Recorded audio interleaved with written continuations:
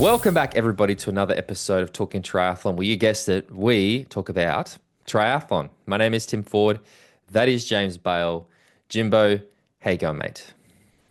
I'm all right, mate. I'm all right. I'm a little bit pissed off with myself at the moment because got to normal recording time, put the kids to bed. Normally I have 8 o'clock in the evening, I get ready to record, and then I get a bit of an evening after that because it's been a long day. But I neglected to realize the clocks had changed because it all does it automatically. So I just had an hour to kill, and now we're recording a little bit later than expected. So I'm slightly irritated with my brain. Other than that, mate, I'm all right. How are you doing? Good, thank you. You're right. It's this precarious, the precarious international podcast, the time of year where your clocks have changed, my clocks changed this weekend, and then again, we've been doing this podcast for what 5, 6 years at this point. We I never still have no, remember. I still have no idea, and I also don't remember or know what will happen once the clocks change. So we were discussing it before you record. I'm I like, know. I I guess can we'll look work at it it. out I next can week. Google it and say, well, he's going to be this many hours ahead. But it doesn't, I can't register that until it actually happens. And then we ring each other and go, what fucking time is it there, mate? I I do not know what it is about internet. Like again, obviously, I have a lot of meetings across different time zones doing what I do with clients around the world. And I have to use this website called World Meeting Planner because I cannot get my brain, for whatever reason, I cannot make sense of different time zones. Like I do not. I have the number of times I have to Google what time is in the UK or what time is it in Los Angeles or what time, like I can't, yeah, it's like that part of my brain is just gone. Just filled with some useless, irrelevant lyrics to a song or something that I shouldn't know, but I do for some weird reason. But yeah, we'll work it out. I'm sure we will, mate. You know what I learned Tell yesterday? me, tell me, please. Talking about international time zones and using that to bridge to currencies. Did you know the calculator on your iPhone, you've got a click a little button on it, it turns into a currency converter. Really? I Yeah, mean, I it's don't. awesome. I have a Samsung. I know. Don't hold that against me. All So right. Well, there you go. This podcast isn't sponsored by iPhones, and other phones are available. But yeah, it's a really useful little tool. mate, I love geeking out on this stuff. Like again, because of with work, I have to often convert currencies too. I've built like fancy Excel spreadsheets or Google Sheets that automatically convert currency based on the current conversion rate. Like it pulls in live data and converts in your sheet for you. And then at work, we moved to this platform called Monday.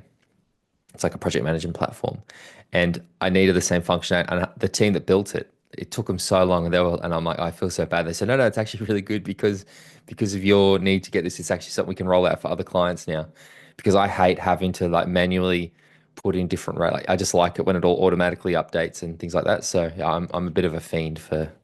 I I think love that Cell it does does that. that, doesn't it? Sorry. Cell has that built into it, that function, doesn't it? You've got to just, it's an equation. You've got Hmm. to just Yeah, yeah, put in. So, but yeah, I yeah. love that Monday.com is stuff. quite good though. I use that. Yeah, so that if you need to know how to do I can tell you how to do. I can give you the board template that we have. But anyway, people do not care about Christ, project we're management boring as platforms. shit, aren't Oh we? man, I Eh? know. God, yeah, Fuck. I don't understand why anybody would listen to us at this point in time. Um, I want to, I want to also equal parts. I'm happy, but disappointed. My online bullying didn't work last week, and thank you for everybody who did reach out and say, "Don't be an idiot and run the 25K." I But got you so did, many and it went well. messages. Not only the ones in the Patreon, but on Instagram as well. But it went well. It did. Yeah, I ignored everybody who said don't do it. Um, and I've spent since I my hip flared up and I pulled out of the marathon. I have deferred that now, so there's no going back. That's been done. But I spent almost every day on the bike and lifting weights, doing rehab, looking after the hip. And also when I went and did this 25K, I did it with two good friends of mine and we just sort of went out at a very sociable, conversational pace. We did the 25K trail run in about 2 hours, 38 minutes as a team. So it was very relaxed. And also I changed my foot strike slightly because I've always been a very aggressive 4 foot runner my whole life.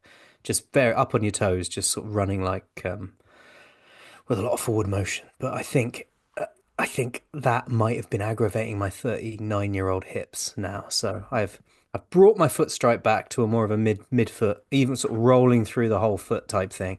And it seems to have taken all the pressure off my hip because I haven't had a run that felt that comfortable in probably a year. And it was only 3 weeks ago I could barely walk because my hip was hurting so much. So I think I might have turned a corner, found a solution.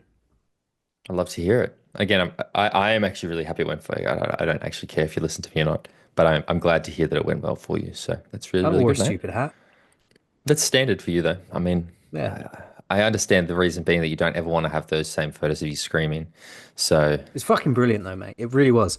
It was really liberating to just do a race like that as a team of three, chatting away, taking the piss, having a laugh, just getting around the course and enjoying it. And not, there was no pressure over time or pace or anything like that. You weren't trying to beat anybody. You were just out on your feet, running around. It was really quite refreshing. amazing. And where was it? Sorry? Bristol. Okay. Okay. Lovely. I mean, I say that. I have no idea. I've never been to Bristol. I One of don't. Britain's most beautiful cities. Whereabouts is it? Just sort of south of Birmingham, north of Exeter, in between the two. It's about Okay. 2 hours drive from me. It would be considered Okay. in the southwest. Okay. Cool. Awesome. Well, if you want to get that sort of information, how James went, run went, or you want to bully him more directly or more consistently, you can head to patreon.com/talking triathlon, get in the WhatsApp group. Maybe that's what we'll do on the next bonus episode, which we need to record in the next couple of weeks. We'll just make it all You about bullying Jimbo. appreciate my response in the Patreon group to everybody saying don't do it. Did What you was see the it? video I dropped in? I can't remember. No, I guess not. With a What bit, was it? I dropped in the clip from that Top Gun film where he comes screaming down the trial run and says, "I'm going anyway." I didn't see that, actually. Didn't see that. All right. I Poor, enjoy it. I thought that was particularly well done.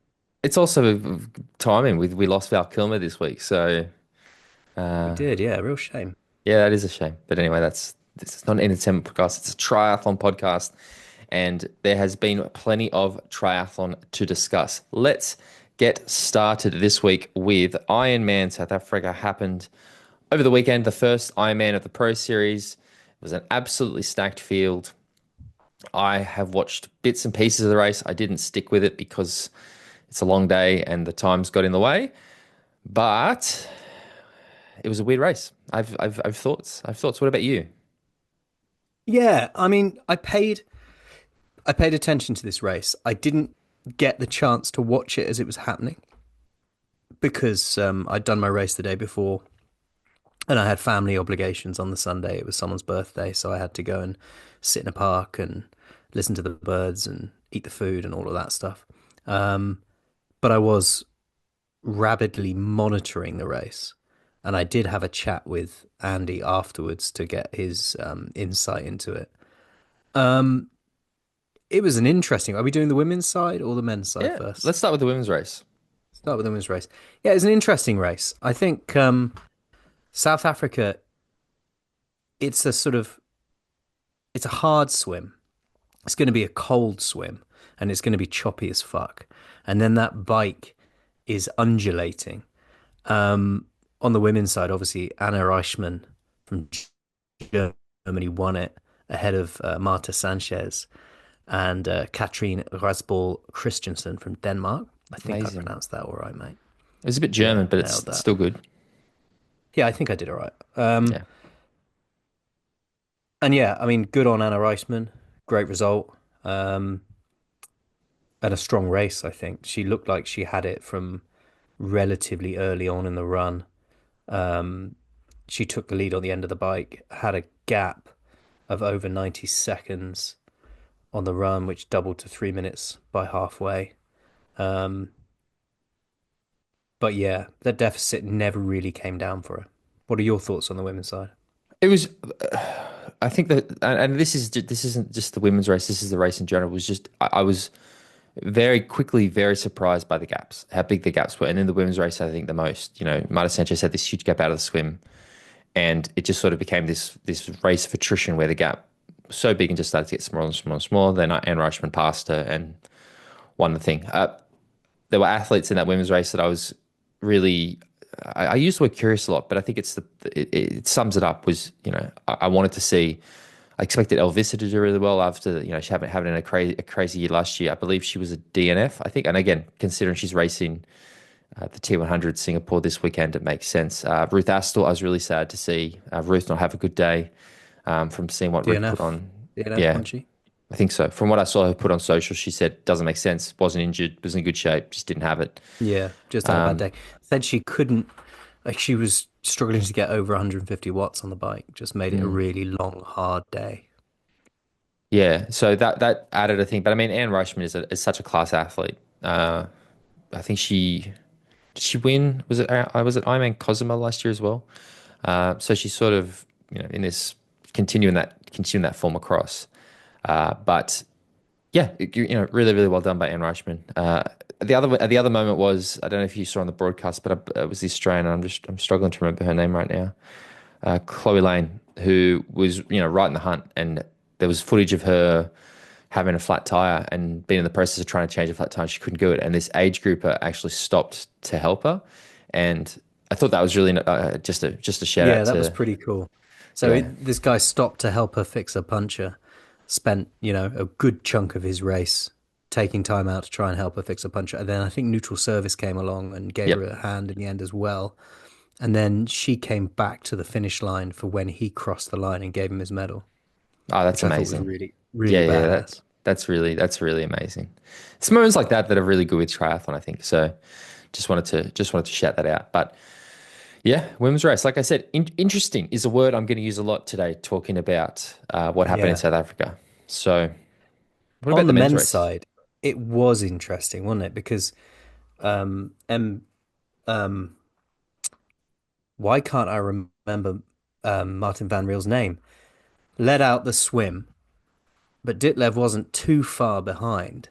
And then Magnus came through and absolutely smoked that bike course record. How Hmm. many minutes did he beat the bike course record Seven, by? seven or something, I think. Oh, 10, Yeah, 10 or seven, seven, something like that. something like that. Um, and then they just had this group at the front, and then this fucking huge gap back to fourth place, which was kind of Andrew Horsfall Turner's group with the other people that were with him. And that gap just never descended. It just kept Mm. sort of growing out. And then Ditlev obviously got the lead and maintained the lead. Martin van Riel did quite well to hold on for a fair amount of time to Ditlev's wheel, or it appeared so. But then he started to lose that wheel. And Ditlev kind of went on and won the thing. Van Riel did well to hold on. Strongberg, did he blast out a T2 like a fucking legend? I think he had fastest first kilometer or something. I saw somebody saying, yeah, Yeah, fastest first kilometer love out it. of transition. And then it was Jonas Hoffman and Jamie Riddle. I think Andrew Horsfall Turner had a good day. He just, for him, it's pointing in the right direction for him now I because agree. his his habit previously was of getting to sort of midway in the marathon, then capitulating down to sort of 30, 40th place. Mm. In this instance, he just started to struggle at the end of the marathon and had some GI issues, but managed to hold on for 13th place. So I think I've had a chat with him and he's moving in the right direction. I think this was quite a strong result for him. If you just take away the actual final little result bit of it, it was a strong race. He I, just needs I, to get that, I think the decode bike, that final bit. I think the bike for Andy showed like real positive signs. The fact that he Yeah, was, yeah, he's okay. 100%. He didn't ride with Magnus and he wasn't in that second group with Jonas and Martin, but he was still, riding faster than some really good athletes. So I think for Andy, some really positives. But man, this is the race where like I just was watching this, just going, what the hell is going on? Basically from the start. You're right, Martin Van Riel's first out of the water. It looked several times like athletes were taking wrong turns in the swims. Uh, I still was so sure that we were going to see Jamie Riddle come out of that water with like a commanding lead. Jamie came out, I think, second, and then took a wrong turn in transition or Yeah, something. he And this fucked off in the wrong direction, didn't he? because watching them in T1 was very confusing because you had this guy in like a football referee jersey who was one of the officials just screaming at people. And you saw Jamie have to run back and I think he took a wrong turn, tried He to lost a minute. self-correct and yeah, lost a minute, which meant for me he lost touch of that race and never saw the front of it again. You had Leon Chevalier, I think it was Leon, getting yelled at as he was coming out as well. And I think he actually got a penalty for leaving something for littering or something. I can't remember, but there was just lots of stuff happening in that T1. And Jonas Schomburg came flying through T1, got out straight away, and just instantly just rode away from everybody. And you saw Marten van Riel unable to really bridge back up to him immediately. And I think that was, again, not to disrespect Jonas, but there was some shots where he was pretty close to the motorbikes. I think that sort of assisted. And then you just had this absolute powerhouse performance of Magnus Ditlev just ride through the field, do what he does. And I was shocked that the gap got as big as it was. I thought because I don't think Magnus caught them till about 120, 130 kilometers or something like that. I can't remember off the top of my head. And I thought, okay, like maybe, it's taken him this long to catch, a couple of minutes. The gap was 2 minutes or something, 2 and a bit minutes out of the swim. Okay, we'll see the gap maybe be in a minute or two in T2. So he was 6.5 minutes. 6.5 minutes. Van Riel and Schomburg when he came into T2. It was game over from that point for me. I didn't think you're going to see Marten van Riel run that much faster. They were 8 minutes ahead of Andy, who was in fourth. Yeah. So that gap was just monstrous. Crazy. Yeah. I do want to. I just want to talk about Mike Phillips quickly because Mike, I think, broke the course record in Ironman New Zealand. Again, Mike's one of my guys. When I saw where he was in the swim, I thought, shit, he's in a really good position. Mike could have a podium here today. I don't think, in hindsight, he probably could have, just with how those gaps ended up going and how Jonas ran for third. But I think we could have probably seen Mike in fourth or fifth. But Mike got a huge gust of wind at 50k an hour, swept him off his bike, literally just knocked the wheel out from under him. Bike completely destroyed. So spoke with Mike. I had a call with Mike last night. I've spoken with him several times. He's all good, just plenty of road rash, but I think very disappointed because he was, I think fourth place in that field for Mike could be a really, really strong performance, good start to the Pro Series. But I will talk about the Pro Series afterwards because it's very interesting. But let's keep talking about the performance. Yeah, Lycra doesn't hold up very well when you're skidding along the ground, does it? Interestingly, the call we had last night. So Mike's sponsored by Surpass this year, and we were having a chat with Ulla, the owner of Surpass from Norway, and he was telling us that they actually have a special weave in their material that assists or is meant to how it disintegrates or something when you crash means that you don't get he basically said they factor that in. They've done tests with motorcyclists wearing the materials, and I was like, mate, you guys are such geeks, and I love it. So don't believe it, but fair play. That sounds very marketing, but fair play. But they got on the run, and Magnus ran away with it. Like again, I don't think it was ever going to be nobody was going to run. Oh, I mean, nobody. It would be very unlikely that somebody on that field was going to run 6 minutes into Magnus. Magnus ran 2:40, I think, flat, which he seems to pretty consistently do.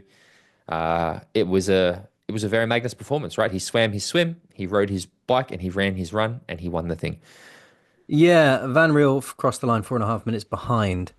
But yeah, I wasn't watching the race, but I was monitoring it.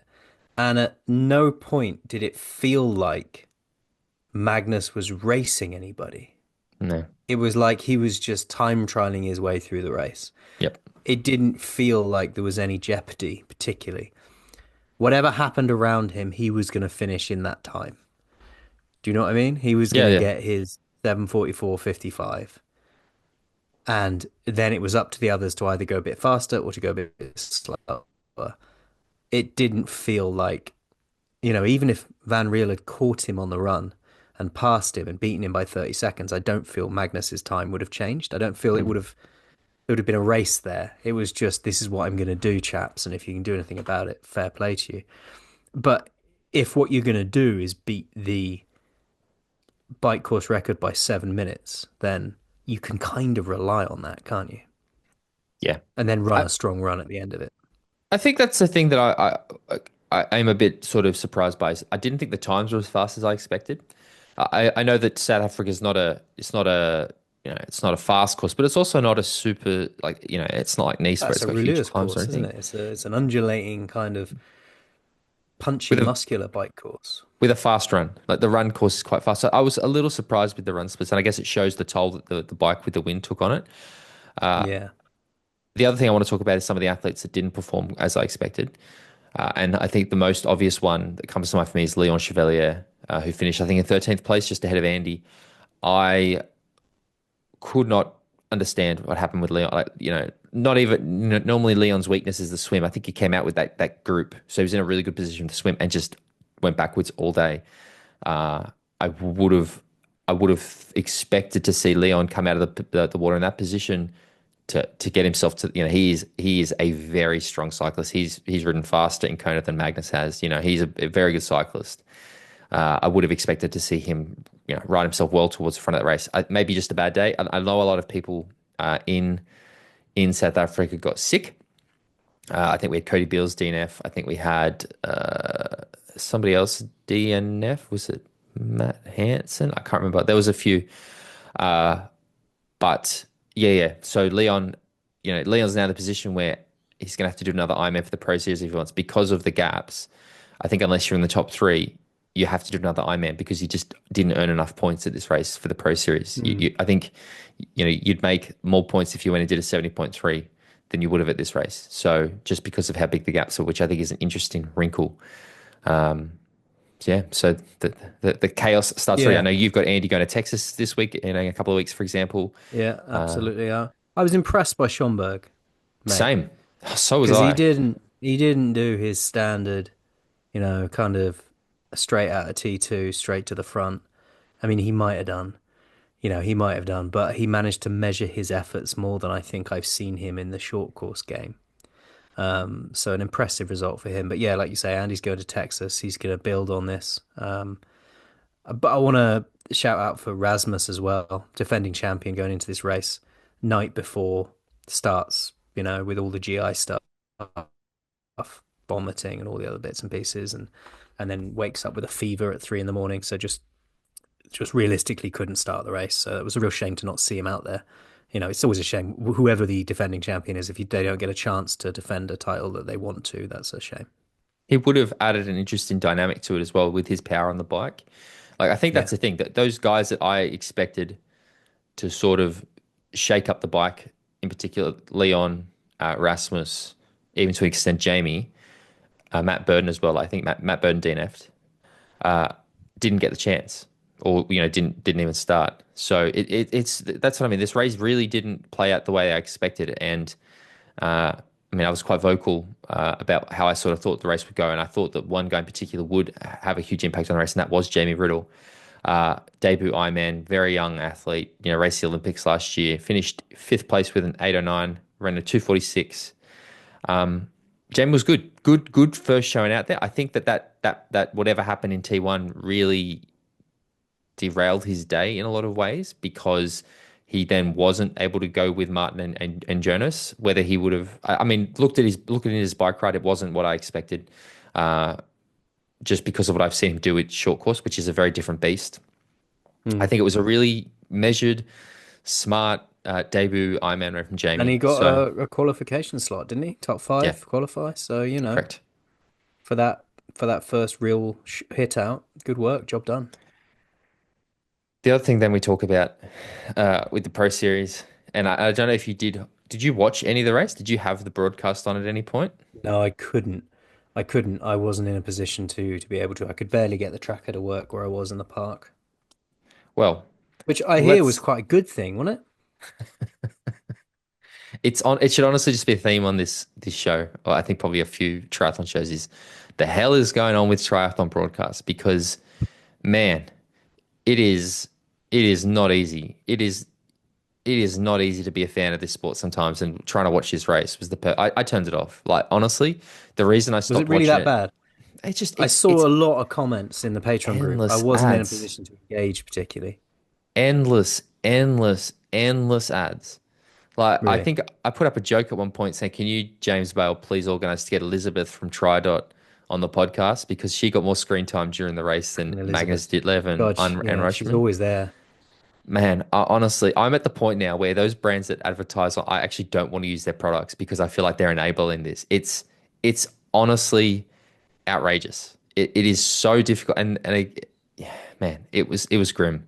And there's so many things that happen that I really just didn't get to see. They need to work out how they want to show a race, because what they're doing at the moment isn't working. You're not.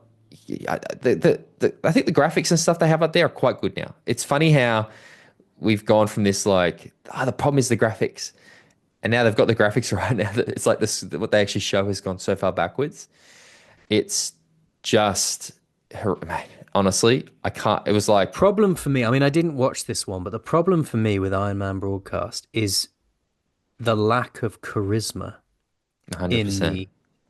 the commentators. Now, a They sound lot of people disinterested. will, oh yeah, a lot of people will counter that and say, they're out there for a long day. It's not like they're commentating the 100-meter sprint, or even a Supertri race. They haven't got that level of jeopardy or tension or, intensity over a short period of time. So how do they add charisma to that? But that is the job of the commentator.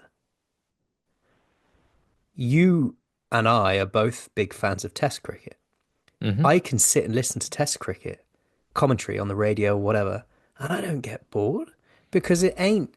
They find, or even the Tour de France, the Tour de France, watching a Tour de France stage. Some might be a little bit more dull than others, but predominantly it's not the commentary team that are boring me, and certainly not with Test cricket. It's more like what's is or isn't happening on the day. Mm. You can have a boring day of Test cricket, don't get me wrong, but the commentary team will always entertain you in a way with stories and whimsical things about wine and food and all of this stuff. There is a way of making a long commentary session engaging and interesting because it doesn't always have to be about the sport that's happening right in front of you. Yep. And they haven't got that. I think there's a few things that I would say. Firstly, I cannot imagine having to commentate an entire thing straight, just the two of you. We need to get more people in there. Give them 2 hour shifts or give them an hour on, Yeah, hour off, rotate the something. fuck out of it. Rotate. Yeah. But it's the other thing I realized watching it this time is that they have just accepted that the only people watching this are triathletes because the level of detail that going into stuff about cadence and really technical run gait and this, it's like that's only for an educated audience. Like if you're a general, it'd be like watching F1 and them starting to talk about the specifics of, fuel injection, blah, blah, blah, in an engine. I sit there going, oh, fuck, I have no idea what this means. Yeah. I did feel like what they were talking about most of the time. You can tell they're more coaches or they're more, Yeah, you can tell, I think, when a sport is growing, because that's what happens to the commentary when a sport is growing. I noticed it with cycling a few years ago. Cycling used to be very, the commentary was for the cycling fan. Nowadays, they start at the beginning a lot more when they're explaining things. And a lot of the cycling fans don't like that because they'll go, well, we know all this. Why are you teaching us this? It ain't for you, bud. It's mm, for all the new fans that are coming through. yeah, And that's where I think triathlon is demonstrating to itself and people that are watching that they're not seeing a growth in audience. They're just seeing a stagnation. And that yeah. stagnation means, well, we can just talk about all the technical stuff and because we're not having to cater for new ears and new eyes. But it's even to the point where I think it was because they do that thing as well where they promote their races. And I can't remember what race I was watching last year that when they mentioned Ironman Cairns, or it might have actually been during Ironman Cairns, even though I think I might have watched the highlights or something. But you had, I think it's Michael Lieto, I think, I actually don't know what his name is, sorry, and reading in the commentary box. And they were telling the same stories about how Rennie went there and raced a few years ago and she brought a whole family. And then he was like, I was at Kansas. And then I heard them say the exact same thing this time when Cairns got mentioned. I'm like, I've watched so much Iron Man that I'm actually now hearing the same. So look, honestly, our listeners probably go fucking hell. Tim and James are telling the same story about the time that James took a screaming photo, or whatever. Right? Like, but I really noticed. Like, I don't know. I was not willing to put myself through another 2 hours of sitting there watching ad after ad after, and it's the same. No, It's the same three ads. I came to this conclusion some time ago. I can't. Life is short. Yeah. I can't sit and watch a full Ironman race from start to finish. I got shit to do. And they put out And the that, 45-minute highlight package now as well. So that's a very yeah. appealing alternative too. And that's to be honest, the South Africa one is up. I haven't watched it yet. I have got it bookmarked for a trainer ride. I think that's a very manageable way if you don't want to commit to that. If you're happy to follow the tracker and then 2 days later just watch the highlights, it's a good way to consume it. But yeah, it was grim. Should we move on? But there's a lot of triathlon to watch this weekend, if you are so inclined. Where do you want to start? Should we stick with Ironman or should we go to the competition? I think we should just mention the Supertri eWorld Championships, which is Okay. happening in London this weekend. It's on Saturday, the 5th of April. It starts at 9 in the morning and then runs all day with women's and men's racing. In the women's race, Cassandra Brogard is going to be there, Beth Potter, Jess Fulgar, Sian Rainsley. In the men's race, Chase McQueen, Johnny Brownlee, Hugo Milner. Um, I quite enjoyed the PTO T1. Hmm. I enjoyed watching that style of racing. This is a slightly different style. They don't have the track thing. It's actually like an e-bike setup, isn't it? But Cassandra Brogard did amazingly at the T1, and she just seems to be riding this wave of confidence and form. And I'm quite interested to see how she goes here. She copped a lot of slack last year for her podium performance after the eGames, where she finished second to Beth Potter. So I'm sure she doesn't want to have that happen again.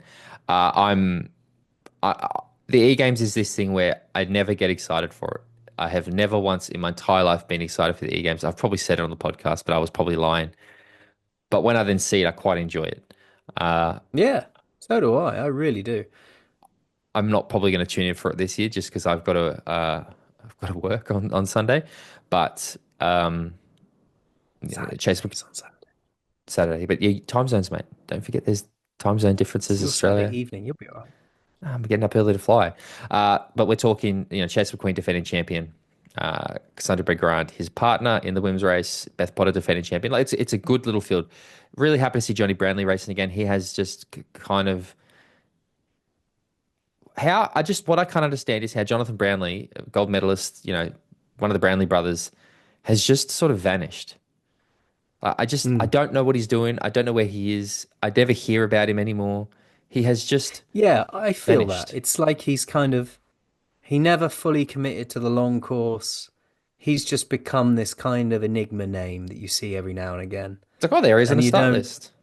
yeah, and you're like, oh fuck, Johnny Brownie's there. And he'll probably do all right. He probably won't win it, but he will do Yeah. all right. He'll be sort of like there or thereabouts kind of thing. Mm. E-games. Good luck. I know eGames, Will's it's over there to happening. commentate. At least the commentary will be good because you've got Will McLeod doing it. Singapore. A man T100. with charisma. Yeah, T100 Singapore. Let's get into that because I'm quite excited to talk about this race. Have you got the start list up for us? Yes. Probably a place to start is just the announcement that uh, what's it? Taylor Knibb is not racing because of personal issues. So I hope everything's Yeah. okay. Take it away. Yeah, we got the women's race on Saturday with the men's race on Sunday. So it's an entire weekend of triathlon related entertainment for you all.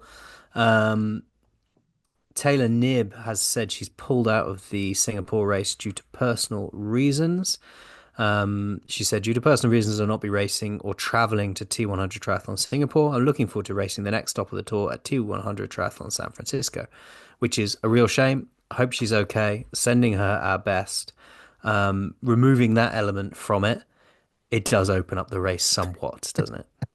100%. Yeah. Definitely. Yes. Yeah, yeah. So let's hope she's well. On the start list for the women, it suddenly becomes a movable feast Yep. because I think both of us probably would have, at this point in the season, without having a T100 under our belts, would have both been predicting that Taylor Knibb was going to take it, or at least one of us would have done. Whoever got in there first would have done, and then the other one would have had to go, fucking hell, No, I would I've have picked lost Taylor this Knibb already. anyway. I will pick Taylor Knibb in every T100 she enters. So Yeah, yeah. So we got Ashley Gentle, Julie Darren, Flora Duffy, Lucy Byram, India Lee, Taylor Spivey, Lucy Charles-Barclay, Amelia Watkinson, who's a wild card, Els Visser, um, Marlene de Boer, wild card, Grace Theck, Marta Sanchez, Celia Perez, wild card, Hannah Berry, Lisa Patenda, wild card, Megan McDonald, wild card, Jessica Learmonth, Kate Waugh, and Minitu Haka, wild card. I don't know that last name. Uh, I don't either. I'm not sure if I pronounced it right, but apologies if I didn't. But yeah, interesting field. A range of people could win this. and it is that first sort of. opportunity to see a lot of these people, a lot of these women race for the first time. It's been a while since Dubai. They've had that off season. It's very hot in Singapore. I was talking with Tyler yesterday. So yeah, this is a race that I am very, very excited for just because of firstly the fact that it is the first of the season. I'm always like optimistically hopeful that we're going to see it as long as it's not Miami level as last year. I think we're going to be starting the season in a better place than last year. But Oh, they would have to drop the ball so hard for it to be yeah, worse than Miami last year, wouldn't they? Imagine it. Imagine if next week we were like, fuck, it was worse than Miami. What would can't have to believe happen? Like a volcano or something? I don't even know. Um, oh God, it would where I don't even know what would have to happen. All of them finish just DNF because it's too hot or something like that. Uh, I don't even I don't even know where to like. Do you just want to sort of go through and make your picks and explain why you think they're going to go in that order, or what do you want to do with how do you want to do this? How do we talk through this race? Because there's things you could say about a lot of the athletes. Okay, who are you excited to see in that women's race? Like, and not necessarily win, but what are the things you're looking forward to seeing happen with that race, or the athletes to watch for you? People, I mean, yeah, this isn't me making my picks. People I'm really excited to see be there. Jessica Learmonth. I'm Yeah, really 100%. excited Top to of my see her list. race. Absolutely. Can't wait to see her race. See what she's all about. See what happens when she's at a T100 race. Banging. India Lee, another one, someone I've got a lot of time for, someone who I would love to see her start the season on the front foot and get a really solid result. Um, who else on there am I particularly excited to see?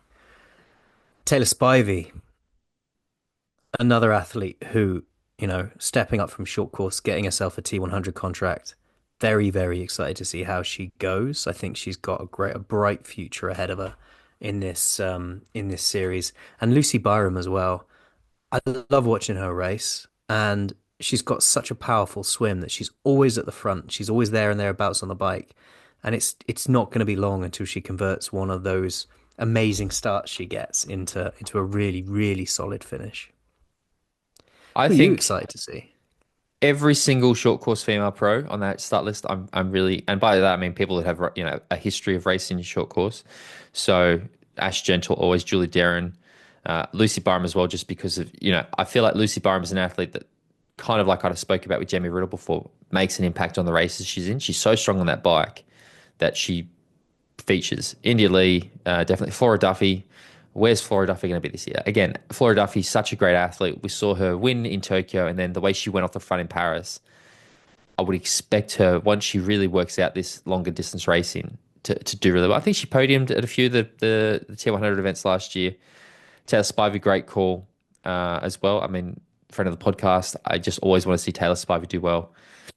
Kate Woff, I think we're gonna, she's won those races in Thailand, so she's quite comfortable in the heat. Obviously, I think that there's always a little bit of a question mark around her run. She's just a little bit off compared to some of the others. And I think that if you look at the run power at the front of this race, the two ones that you're like, okay, how's this going to go? Is probably going to be between Ash Gentle and Julie Darren. No surprises to hear that they're ranked 1 and 2 on the start list. But there's plenty I mean, Lucy Charles-Barclay, we haven't seen Lucy race in so long. How is she? Is she fully fit? Is she building in? That's what I mean. It's that's sort of like exciting.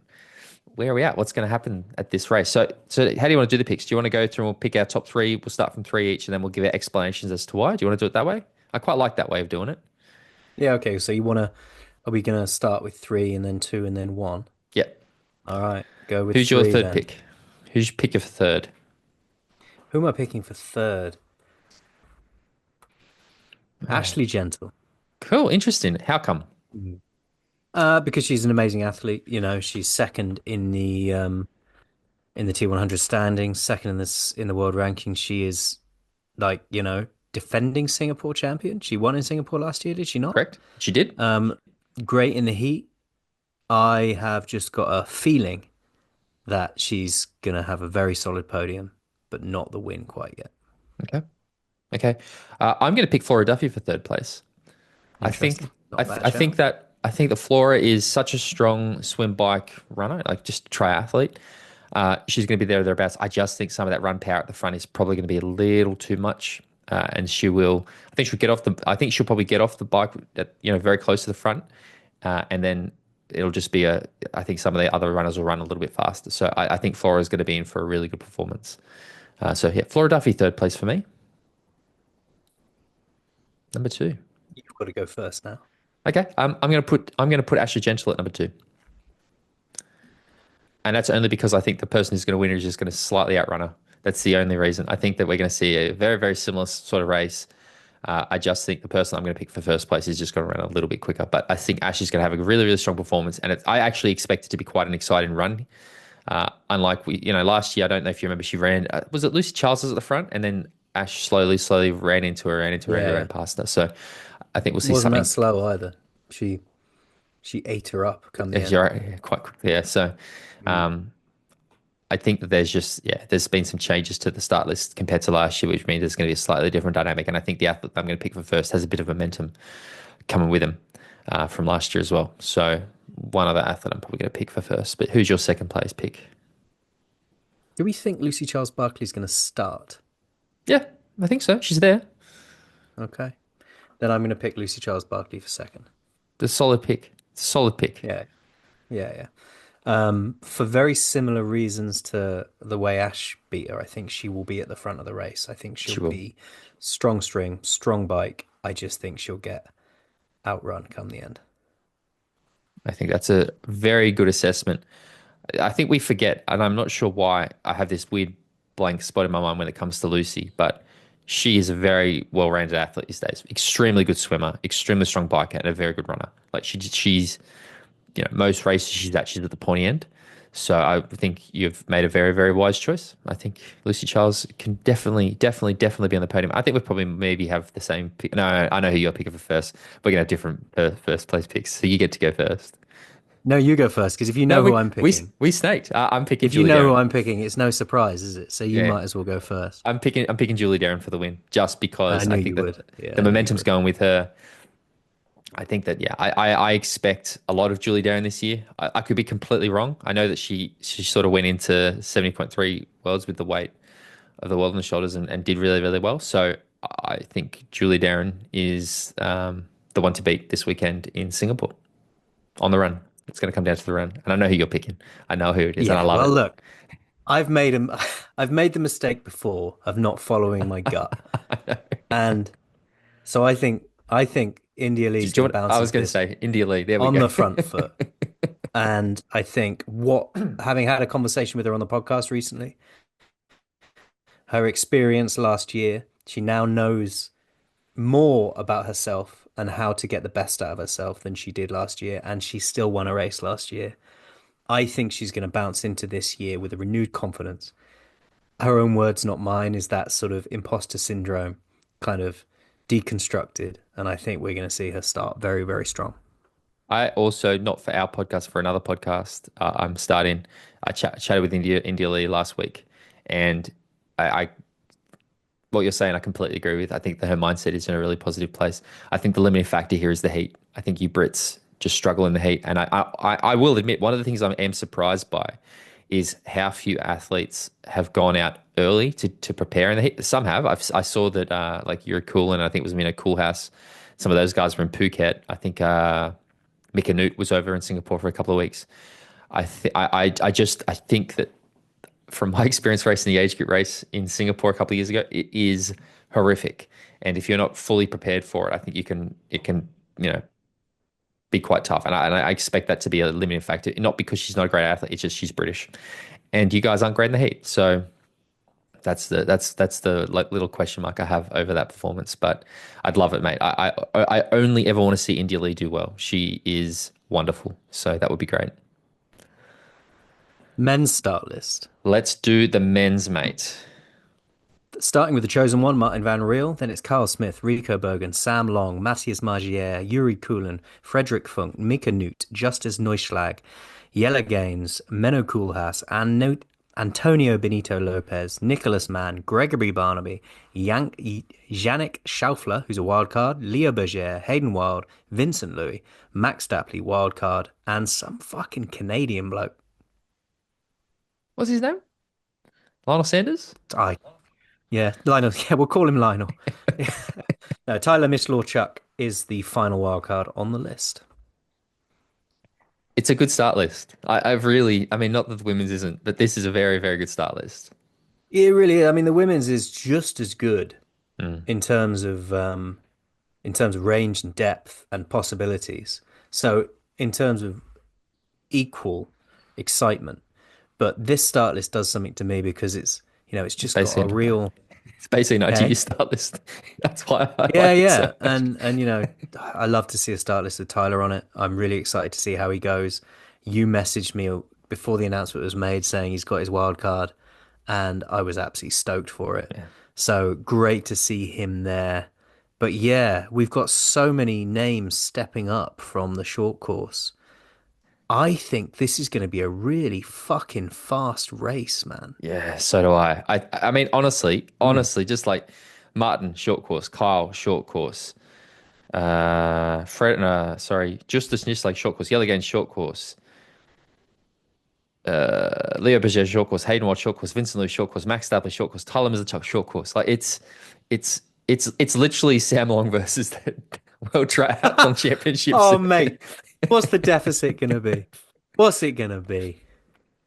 Honestly, talking like we did with the women's race, the athlete I am most fascinated to see is Sam, because I I love Sam Long so much, and I know.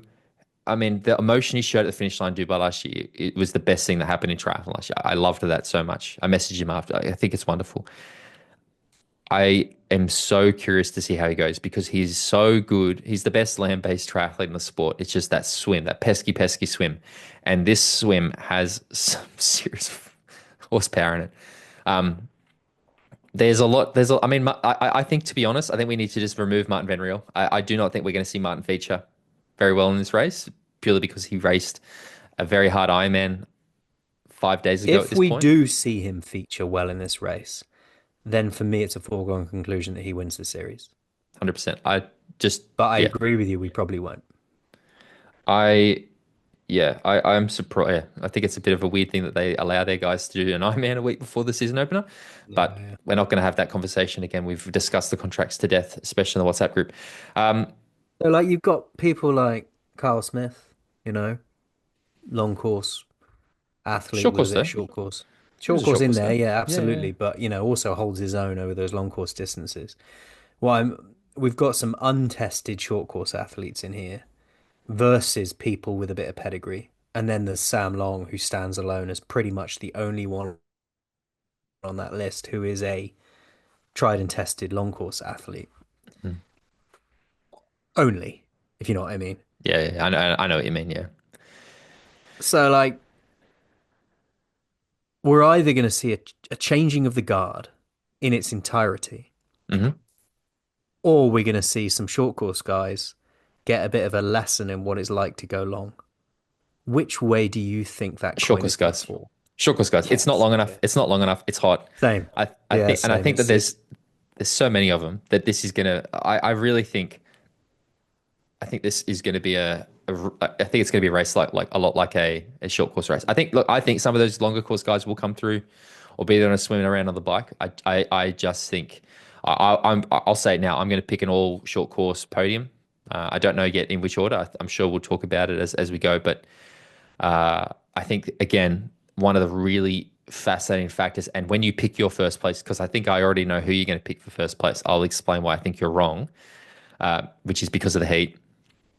Yeah, there's a lot to to watch with this who race. am I going to pick for first place? I mean, we'll get there. Just tell me, and then when we Hayden get Wilde. there, I'll tell you whether you were right or wrong. Hey, sorry. Hayden Wilde is who I expect you to pick for first place. Fair enough. So let's do it. Third place, I went first in the women's. Who's your third place pick? My third place pick. It's an interesting one because I've got my first place, and that's solid. Um, Third place pick, Vince Louis. That's a really good pick, I think, actually. Hmm. Did you see, just quickly, The man did you is a s- did you great see his athlete. did you see his kit where he's got Yeah, his yeah. name has I all love the it. names? I love that so much. It's like Yeah, yeah. That see, people talk about the bullshit drama and stuff, which I think is that. However, that's gamesmanship. I love that. Like It that's is. chef's It's kiss. quiet. Mwah. It's quiet. Yeah. It's not the overdone drama for the sake of drama. That's just quietly like, you know, I got all your names on my kit, boys.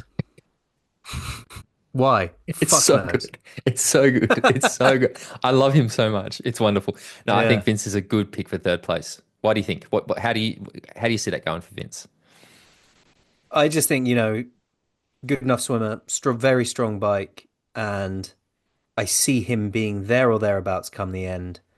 I just think there are other athletes in this field who've got a bit more experience of the T100 whilst also having short course speed that will be able to outlast him come the end.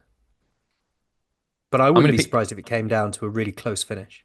I honestly think I could take 6 or 7 athletes here and put them in my top three. Like I'm so not sure about this men's race that I'm gonna literally just. It's almost like throwing.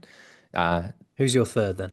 I'm gonna go Tyler. I kind of felt like I need to remove Tyler because I'm obviously very emotionally attached to his performance. But genuinely, I think that Tyler is probably not. Tyler is definitely capable of a podium for me. In what position, I'm not sure. I'm going to pick third because I think it's probably a safe one and I don't sound completely ridiculous. The reasons are Tyler is so good in hot weather. Like really, really, he's so good in hot weather, and I think that's going to give him an advantage over everybody. There's a question mark over his bike. His swim, he'll be front pack swim.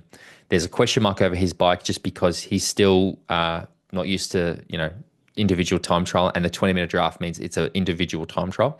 The course is undulating. There's some climbs and technicality, which is good for Tyler. This isn't a course where you just time trial the whole time, which will disadvantage the Haydens and those other guys, even though Hayden's extremely technical.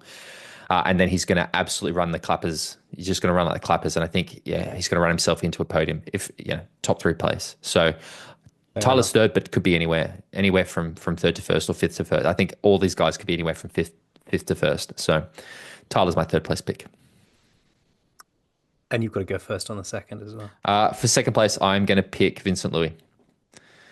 Okay. Oh, Yeah. no, no, I'm not. No, I'm not.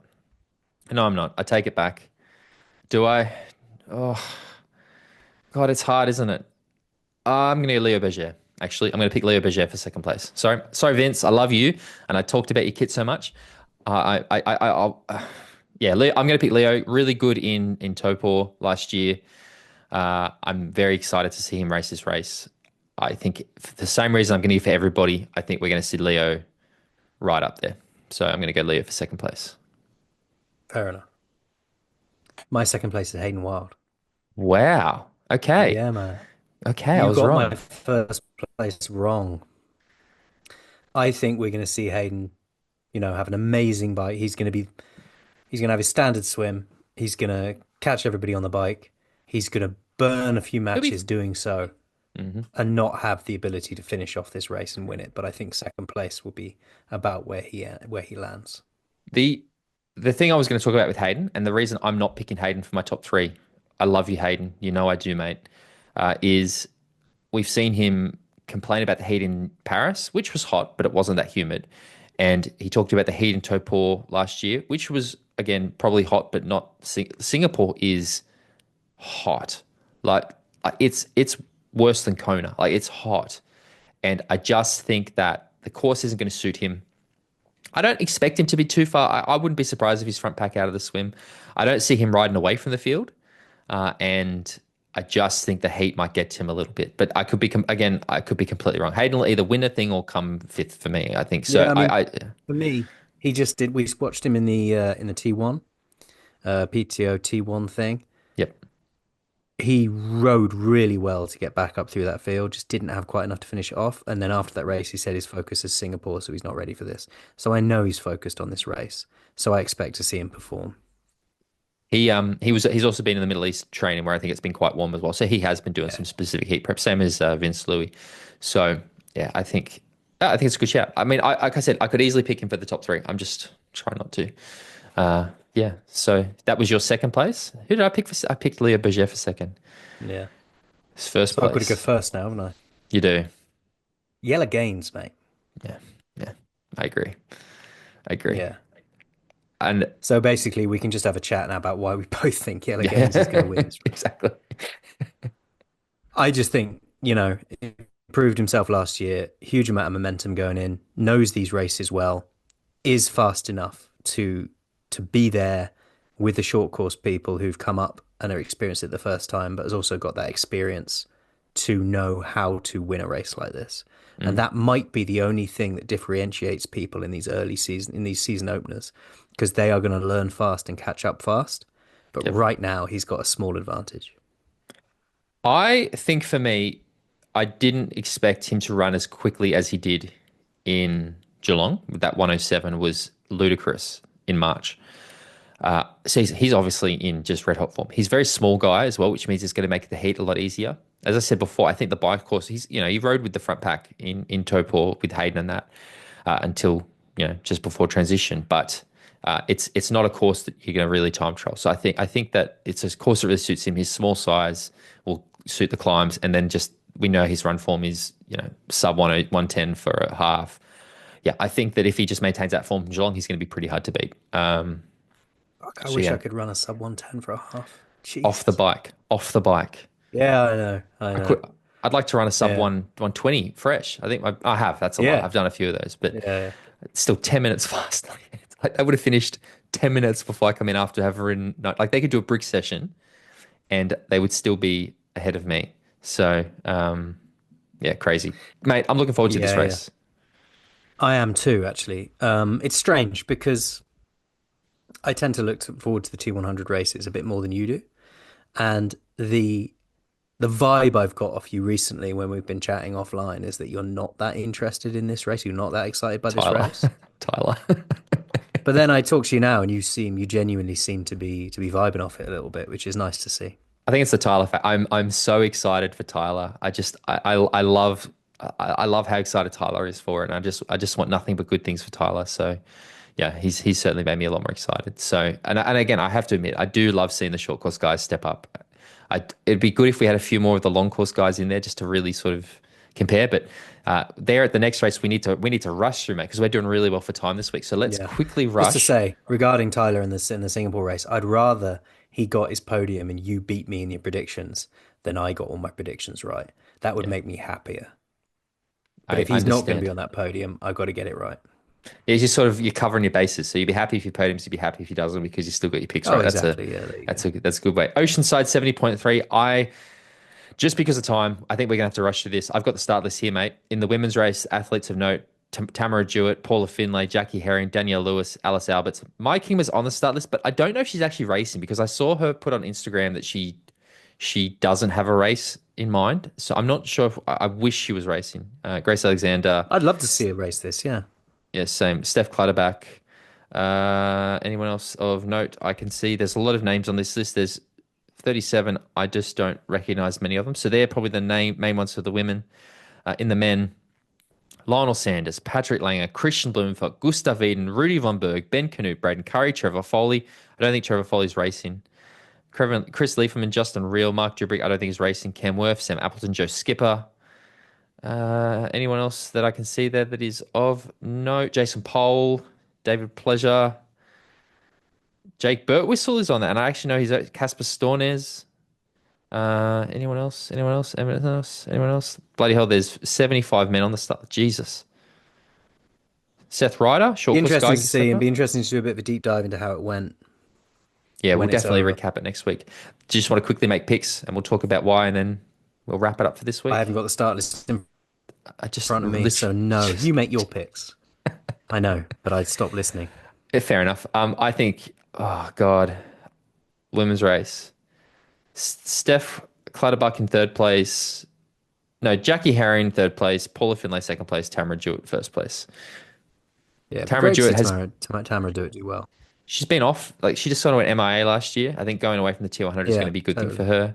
I know she's been doing a lot of work with the bike and stuff. So hopefully the bike performance is a bit more improved and the run is still there. So uh, disappointed to see Paula not in Singapore, obviously, but with what sounds like a very complicated green card process that many of our patrons explained to me. Thank you for that. Makes sense. I still just find it a bit funny that one of your contracted athletes is allowed to race another race the same weekend. They should be doing the season opener, but that's just me, I guess. Men's race, I can't pick a podium. It's impossible. Yeah, it is. It's Th- a huge, huge start list. I want to see Lionel do well. Third place Lionel, second place Gustav, first place Kristian. Yeah, yeah, fair play.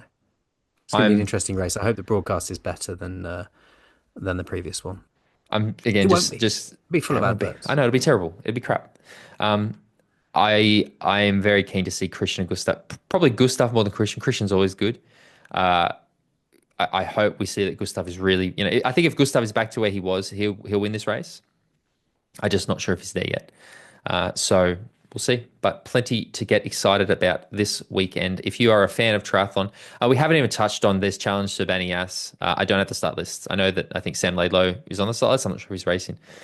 Henry Schoeman, Emil, one of our patrons, Emil Holm is over there. Come on, Emil, do it, mate. Come on, We want you to Emil. do so well.